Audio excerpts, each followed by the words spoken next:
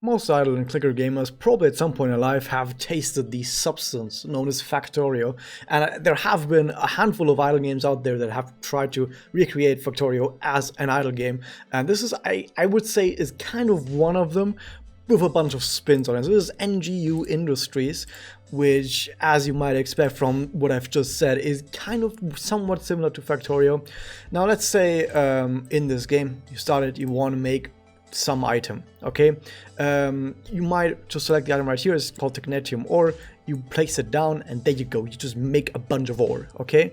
Now that you've made this ore and it goes into your storage, you might want to make that into a bar. So you just plop it down anywhere and it makes that into bars. And that's the entire gameplay. I've just explained the entire gameplay to you. You might be wondering, oh, do I need like conveyor belts to like get stuff from one place to another place? Do I need to have like storage space or whatever? None of that stuff really matters. You plop stuff down, it makes stuff, and then the stuff just gets automatically sent into a storage from which it then gets automatically, magically sent to wherever it's needed. So the actual factory building aspect of this game is extremely simple, and it really just comes down to, do you have enough of the stuff that you need in order to make the higher tier stuff, or are you gonna make a minus? However, since this game is the second part, the sequel, I would say, to NGU Idle, which is one of the best idle games I think that has ever been created, one of the most infamous out there as well, and one of the most notorious. There is a lot of going on with this idle game. So NGU Idle, in case you haven't watched that review yet, is a game that has a very simple core. Is you just get higher stats, or like attack and defense, to kill more bosses, and then you have a whole bunch of different side ventures you can go on. There's like an adventure mode. There's different buffs that you can get, other augmentations you can get, that all just sort of interlink with each other to, at the end of the day, just make you kill more bosses.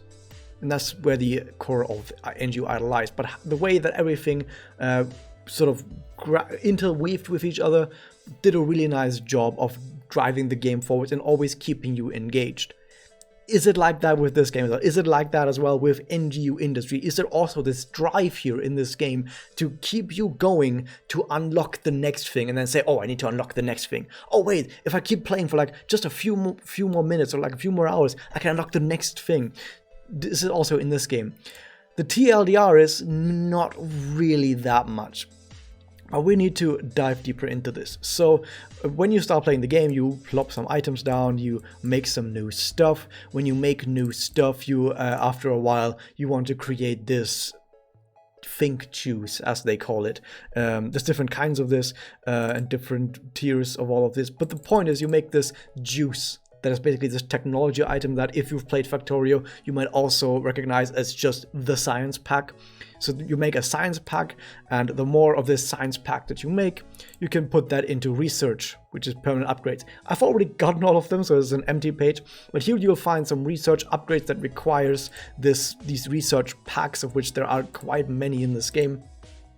And with these, you unlock new bonuses, like, oh, this you unlock like production bonuses or cost reduction bonuses or speed bonuses to just create more stuff. But you also unlock additional content. For example, you unlock new items that you can make. Like you can tier up and get the next tier of research packs. I'm just going to call it research packs. And then the next tier of research packs, and the next tier of research packs, which creates even more items. So you keep unlocking more items, and after about 4 tiers, you then unlock a new area. And then you keep doing that again for another 4 tiers of new items that you make, and then you get another area that you unlock, and then it just keeps going. You unlock more areas, you unlock more tiers of items and upgrades, and you're trying to create more and more items just so you can unlock the next tier and make even more items. That's kind of the core loop of the game. But as I mentioned with NGU Idle, there's a whole bunch of other systems that sort of interweave and try to boost this core progression system in some way. The most notable one would be, at first, the conquer system, the battle. You just battle a bunch of stuff. So there's 2 ways of battling. You have just random enemies that you fight, that you can select the level of, or I would like enemies of level 450 or whatever. And then you have special missions. These are just dungeons you can go, and you click on the dungeon, and then you run that dungeon. And when you're done with the dungeon, you can decide to go back to the random enemies. And sometimes you will need to do these dungeons to unlock more content. Then you also have work orders. This is basically, as the name would imply, you're given a random selection of materials with a random amount, depending on what size you want for the order. And then when you fulfill that order, when you turn in these items after you've created them, you will get BDSM.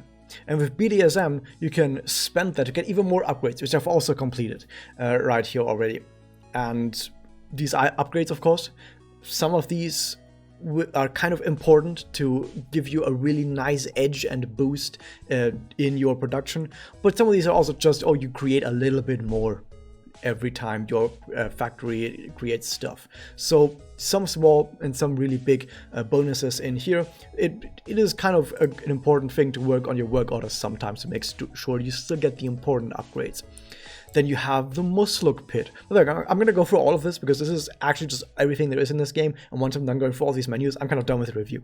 So this is the Musluk Pit, where you basically just throw items into it, and it deletes those items. You just delete some of your items for a while. Except right here, I have 600 million clipboards, and I could just throw 600 million clipboards by clicking here, and it will throw all of your clipboards into this. And what it does is there's certain breakpoints, depending on how much stuff you've thrown into the pit, you'll just get more bonuses, right? So you get more bonuses the more stuff you throw into the pit from many different items. So you want to throw many different items into this to get really big bonuses. Then you have the base, which is purely cosmetic and has no function whatsoever. It's just you decorate a screen. It's pointless. It's really just cosmetic. I have no idea why there's a cosmetic thing in here. Then you have relics, which are once again permanent upgrades you can buy, but they require certain objects, certain items to be put into this. So basically buy them and then upgrade them with more items. Then you also have research right here, the experiments, where you have bonus special buildings that you unlock at some point. They don't really create any items, but they create research points. So you pop them down and they create research points. And these research points will make this experiment become completed after a while. The more research points you get per second, the faster this will create. Like right now, with just these few crappy labs that I've put down, it takes 50 days to create this experiment. But if I plopped a whole bunch more down, it would take less than 50 days. So you can basically say, I have some empty space. I'm going to fill that empty space with some labs, and then I get this research out. What does this research do? This research gives you different amounts of materials. These are not the actual materials that you make in the factory. These are special materials. You can only get these through experiments or through random drops in battle. Mostly experiments though. And when you get these through the experiments, you can go to your breakthroughs, where you can spend this material then to get permanent bonuses. Like, I can improve reality stream production. Amazing. Nice. And then the last thing that you're going to unlock at some point is the farming, where you put down seeds for example, for the bud plant. And you put these seeds down, they grow up to 24 hours. And once they've grown for 24 hours, or even before then, you can click on them. It's going to harvest them, and you're going to get some items. You probably want to let it run for the 24 hours to get the most amount of stuff out of this. But then you get these plants, you get these resources after you've harvested them, and then you can spend them once again on upgrades. So you kind of see how a lot of these different menus are very similar. You have the secondary resource that you generate through some meme, and then you spend that resource on permanent upgrades. So all of this, once again, similar to NGU Idle, you have interlinking menus, interlinking aspects of the game that all try to push the central piece forward. The central piece being creating more items. So all these upgrades that you're going to get, they're just going to make you create more items more efficiently.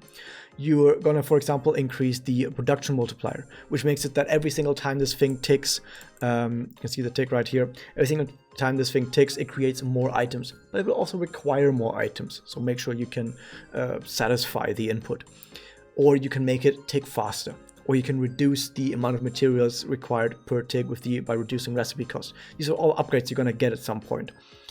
There's also some bonuses on top of that where you have these boosters. You plop these down, they're buildings, they don't do anything, but they boost the surrounding. For example, this one boosts the speed of surrounding stuff. This one boosts the production of surrounding stuff. This one boosts the recipe cost reduction on all the stuff surrounding it. And there's different shapes of this, as you can see right here. All these different shapes that do it as well.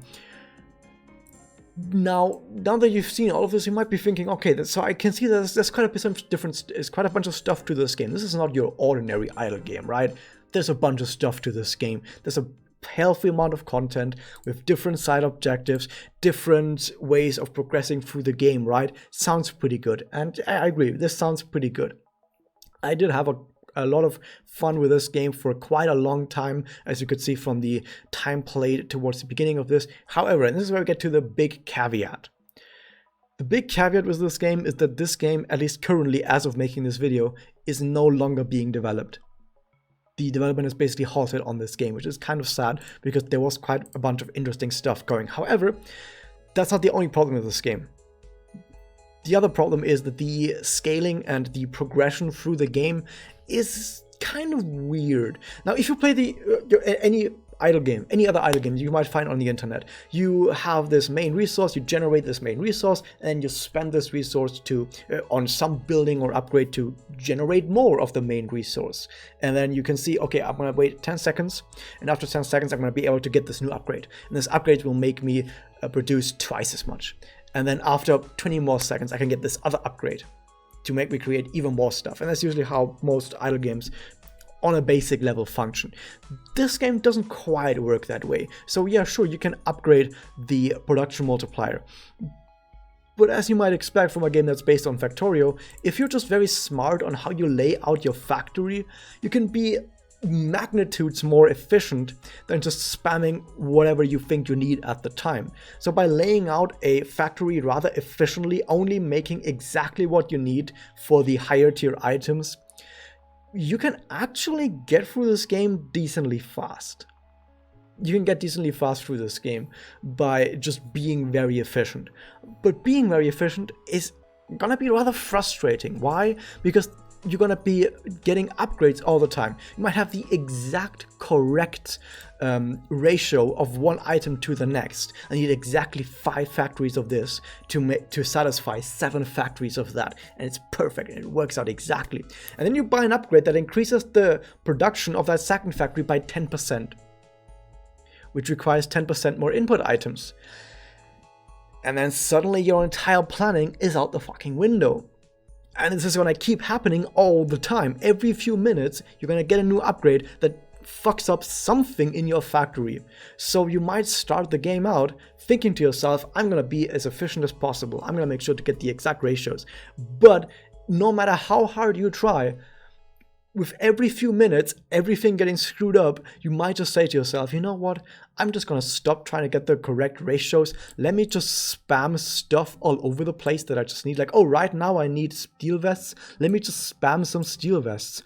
And then you spam like 20 steel vests, and then you look at how much steel am I using up? How much crappy hard drives am I needing up? And then after that, retroactively, you say, I'm gonna place down as much of these as I need until I'm no longer in the minus. You basically just wing it. You just completely freestyle it at some point, which is still a valid way of playing the game. But at this point, you're kind of losing that central core aspect of it being like Factorio at some point. If you're just spamming random stuff and trying to wing it, you're sort of losing the main appeal of the game a little bit. However, then after that, the more you play the game, you also realize that the scaling between the different requirements that you need to continue playing the game, like the requirements required to get to the next tier of upgrades, it does increase, of course, at first. Like you play like, let's say 10 minutes for the first tier and then like 30 minutes for the second tier. Like the time does increase over time. But after you've played the game for a while, that time doesn't really increase anymore. Like the time it takes to get from the 3rd to the 4th island, or like land, or whatever they call it, or area, is about the same. And then from the 4th to 5th is also kind of the same. Like the scaling sort of evens out at some point, like which is kind of the opposite you would expect from most idle games, where the scaling is exponential. Like it's like 10, 30, 120, 500 minutes required to actually get to the next big content piece. But in here it's like 10, 30, 60, 70, 70, 70, 60 even at some point. Like at some point it feels like it's even faster to get to the next piece of upgrade at some point. Like once you've really gotten a hang of the game, it feels like it's actually you unlock stuff faster over time at the very end, which is kind of weird. And also on top of that, it's also really not easy to see where you're supposed to go next. Like I said, on most idle games, you just have that one or two choices. Like, oh, you get this main resource, there's like 2 upgrades you can buy, and maybe 1 building you can buy with this resource. And it's kind of obvious which one you should be getting to get the most amount of increase. But in here, you have so many different buildings. You have like 20 different upgrades in here. You have, okay, this one doesn't really matter, but you have like 200 more upgrades in here. And then you have experiments that you have to give up production in order to do. Then you have relics, which you need to specifically farm for. Like farming is the only thing in here, like this menu right here is the only menu that doesn't require you to give up something in your factory. But all these other menus, you need to give up something in your factory in order to get these upgrades. And it becomes extremely hard to figure out which route you should actually go. Should you do work orders? Should you do relics? Should you do experiments? Or should you try and fight? Spoiler alert, no, fighting is kind of pointless in this game because the stuff you get from fighting scales with the amount of time it takes to beat the enemy. So if you do more damage, you get less stuff, which is backwards as fuck, but that aside, point is, it's extremely difficult to figure out what you're actually supposed to do. And yeah, research, of course, also detracts stuff. So everything you do, you need to give up another aspect of the game to try and focus on other aspects, which I think was kind of the point of the game as well. Like, you can't do everything at once. You need to choose which aspects of the game you want to pursue. But you always get this idea that whatever you're currently doing is kind of wrong. Like, you do work orders and you think to yourself, man, this is taking such a long time and the upgrades aren't really worth it. Maybe I should have done experiments instead. And you do experiments and you go, maybe I should have been focusing on relics. As a really, it's kind of experience, it's kind of this experience where you really always feel like whatever you do is wrong. And at the same time, the game just sort of trucks along. The game just happily chugs along, and you unlock new stuff if you do focus on research fairly quickly. And then you hit the end game. And in the end game, nothing really matters anymore. Like, I've gotten to a point in the game where even if the developer came back and made new content for the game, I'll be done with the content immediately, after like 1 or 2 days. Compared to NGU Idle, when new content was released, threw me back like 4 or 5 months. In this game, it's like, oh, okay, I could probably beat new content in like 1 or 2 days. Because of the scaling, because at this, like, this is also the thing, like, once you've actually mastered multiple of these side aspects, you're so goddamn powerful, you actually get to the point where you make stuff infinite. So you make stuff infinite by having a production bonus or production multiplier of at least 1 trillion. If you have a production multiplier of at least 1 trillion and you plop it down on the ground and it creates 1 trillion, it becomes infinite. Which makes it so you always have infinite amounts of this item, which is good because usually in an idle game you want to actually reduce complexity after some time. Like, yeah, idle games, you go through the idle game, you unlock new menus, you unlock new side activities, the complexity rises. But at the same time, you probably want to unlock bonuses that reduce complexity. Like, oh, this thing you had to do this entire time, you had to macromanage, it's now automatic. Or this menu over there, don't worry, it's now being handled automatically, or it's now at its maximum, you don't have to worry anymore. So reducing complexity is kind of important for an idle game. So the way this works in here is turning stuff infinite, which is a really cool thing to do. It's not just you click a button and it's like, oh, this thing is now automated. You have to actually specifically work to get something to become infinite. You might even want to create a special map that is specifically created to increase the production bonus of a single tile. And then you can push that single tile to the 1 trillion mark to make it infinite, and it will stay infinite. There's some cool stuff you can make here. This had so much potential. But, like I said, the frustrations of not knowing what to do, of the speed of progression sort of evening out at some point, and the fact that there's not going to be any new content are sort of major blowbacks to the success of this game, sadly. So while I do think this game had a lot of potential, I also think that it sort of drove itself into the sand, and I don't think it can pull itself out of it anymore. Right? At some point, a game is just so, I don't want to say fucked, but yeah, kind of fucked, that it would take a lot of effort and a lot of redesigning to actually make it future-proof again. Like, hey, I want to add more stuff to this game. Let me add more stuff to this game. But the way this game currently works, that's not really possible. This game is just done, sadly. That said, if you enjoyed everything that I've mentioned so far, you think, hey, you know what? Even though there might not be more content, everything that I see so far looks fine to me, looks pretty fun. I want to get into this. Then go ahead, get it on Steam. I'm going to probably put a link to it in the description. But this was NGU Industries. There's a bunch of other stuff, like you can get daily spins to buy some other upgrades, but all of this stuff doesn't really matter at all. Completion log is, none of the stuff in here matters. Nothing at all matters. But yeah, this was NGU Industries. Hope you guys enjoyed this. Hit the subscribe button and I'll ring the bell, and I'll see you guys next time.